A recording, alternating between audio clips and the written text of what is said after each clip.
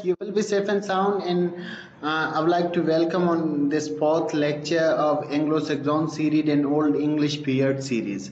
Afterwards, yesterday we have been discussing a common theme in Anglo Saxons writing. What was the common theme? Actually, these are mentioned are some of the themes the Anglo Saxons used to prefer or write about them.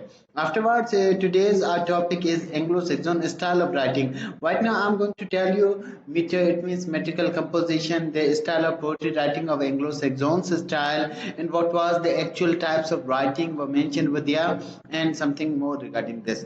Instead, Anglo Saxon poetry creates a rhythm through a unique system of alliteration. Is you could know that alliteration is one of the part of a speech, a figure of a speech. I mean to tell you that composes in unique style.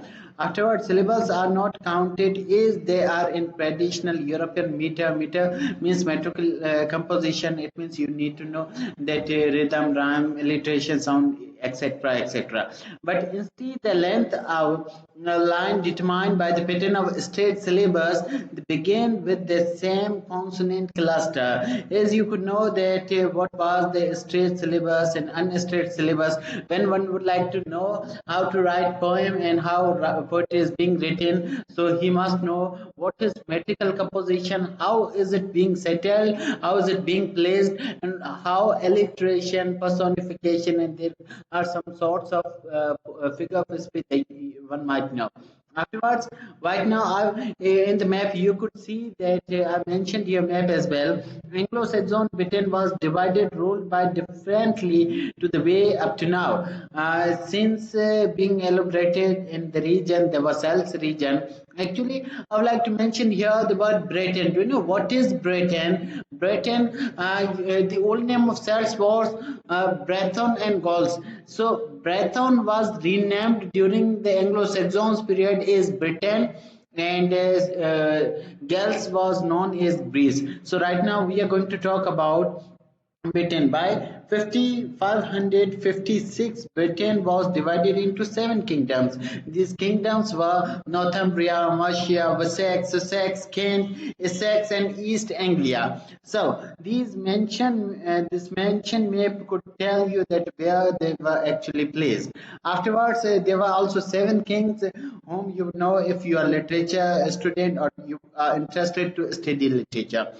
So Anglo-Saxon kings are Albert, king of Wessex. He was there from 802 to 839. Afterwards, Ethelwulf, he was there from 839 to 856. Afterwards, Ethelbald, you could know some of the names, but the King Alfred the Great, King Alfred the statue's history is more interesting, and I feel like suggesting you must study in case you are a university or literature student. Afterwards, who united all Anglo-Saxon kingdoms. It means they were the kingdoms who united all of these. So right now you will come to know here that during early 10th century, before 8th century, and after 8th century, you could say that from 898 to 926, because after this in 1066 you could know the event of King Norman the Conqueror who died childless, and I will tell you in my upcoming videos as well. Anglo-Saxon kingdoms were united by Albert the Elder, and his region was there from 898 to 926, and Athelstan region was there from 924 to 939 to form the Kingdom of England. Actually, in 1016, it means 1016, the kingdom became the part of North Sea Empire of Quant, and the great personal union between England, Denmark, and Norway.